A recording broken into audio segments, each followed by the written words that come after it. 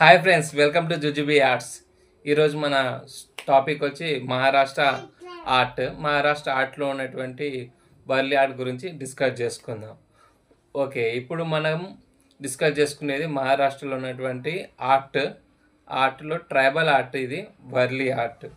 ఇది ఎక్కడ అంటే మహారాష్ట్రకి వెస్టర్న్ సైడ్లో ఉన్నటువంటి పర్వత ప్రాంతాల్లో ఉన్నటువంటి వర్లీ ట్రైబల్స్, వాళ్ళ ట్రైబల్స్ నేమ్ వచ్చి వర్లీ. సో వాళ్ళు చేసే ఆర్ట్ కాబట్టి వర్లీ ట్రైబల్ ఆర్ట్ అనేది చెప్పడం జరిగింది. సో వర్లీ ట్రైబల్ ఆర్ట్స్ యొక్క ముఖ్యమైనటువంటి వృత్తి ఏంటి అంటే, వాళ్ళు చేసే పని ఏంటంటే హంటింగ్ చేయడం, వ్యవసాయం చేయడం అన్నమాట. సో వాళ్ళకు ఒక లాంగ్వేజ్ అంటూ కూడా ఉంది, కానీ వర్లీ. సో అది రాయడానికి లేదు, ఓన్లీ బొమ్మలతోనే లిపిగా ఉంటుంది. సో ఆ బొమ్మల లిపినే మనం వర్లీ పెయింటింగ్గా కూడా మనం చూసుకోవచ్చు.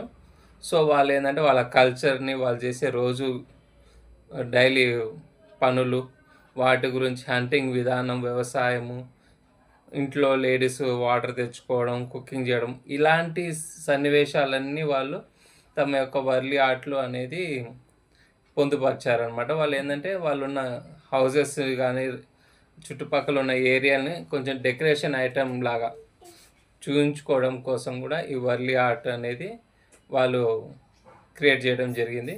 ఇంకోటి ఏంటంటే కమ్యూనికేషన్ కూడా పెంచడం కోసం, అంటే నెక్స్ట్ జనరేషన్ వాళ్ళకి తెలియడం కోసం కూడా వాళ్ళు ఏంటంటే ఒక లిపిలాగా ఉంటుంది అన్నట్టుగా ఈ యొక్క వర్లీ ఆర్ట్ని ఇంప్రూవైజ్ చేశారనమాట. సో ఇక్కడ వీళ్ళు ఏంటంటే సింపుల్ మెథడ్లో తీసుకున్నారు. జస్ట్ మన జామెట్రికల్ షేప్స్లలో ఉన్న ట్రయాంగిల్స్, సర్కిల్స్, లైన్స్, వీటిని ఉపయోగించే వాళ్ళు ఏంటంటే ఒక ఫార్మేషన్ తీసుకొచ్చి మనకు వర్లీ ఆర్ట్ అనేది క్రియేట్ చేయడం జరిగింది.